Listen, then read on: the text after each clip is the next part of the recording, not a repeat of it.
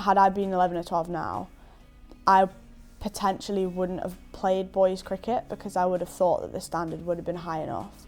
Probably it still isn't quite high enough, but it's much higher, and so you get to a point where the girls are much preferring to play the girls cricket, because when I was 10 or 11, the standard was so low, like people didn't turn up. You didn't get a game on because, you know, there was not enough players turning up every week. So you had to play boys cricket to feel any sort of enjoyment for the game. Whereas now the girls will get the enjoyment and the standard they want. And so it's definitely developed. Even to your under 18s and your senior teams, the standard has gone up, and that's part of the ECB, I think, initiative to keep the quality being driven forward, while still kind of retaining players and also bringing more into the game.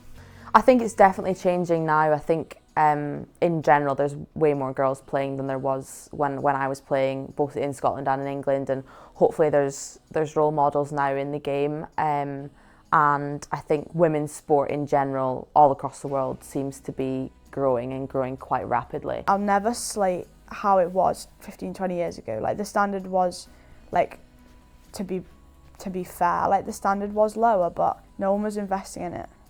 I think now, where there's so much more investment, of course, people are like, you know what, like, it's not that bad. It's not the men's game. It's different, but it's more similar, and it's an engaging watch regardless of how similar it is. But we prove time and time again, the more that you put it on TV, the more you do, the more popular it becomes.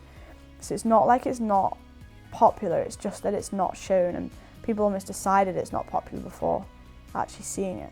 When you're able to watch it on TV, I think is a big one, when girls are able to watch the women and see what they play like, and how they play and how they go about their business is really important. And I think, like in England now, the county set up is much more professionalised as well.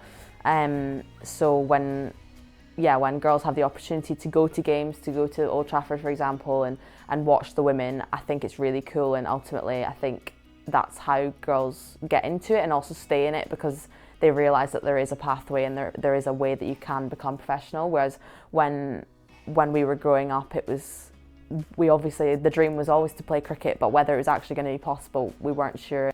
While there are benefits, like, there are points where there aren't benefits at all, and it's almost an investment that you know you'll never get a return on. But the fact that they still back it and the fact they'll still do that shows that they just value the game, and they value it and they want it to grow. And you might not see, like, cash back straight away, but that's where it needs to be fueled by more than just money, and it needs to be fueled by wanting to grow the game, wanting to improve it, so that in 10 years it's on the level that the men's game is at now, and it's making millions and millions a year. If you can invest in the men's game, why can't you invest in the women's game? I think previously, you know, there wasn't the exposure. You know, companies maybe wouldn't reap the reward of investing in women's sport, whereas now the fact that it's on TV, the fact that you have got role models, and the fact there is now so many young girls playing across the country, I think it's a really, really good thing to invest in. And I think, the way that it's growing, it's really quick. So if you can get in there now, then I think it will just continue to grow.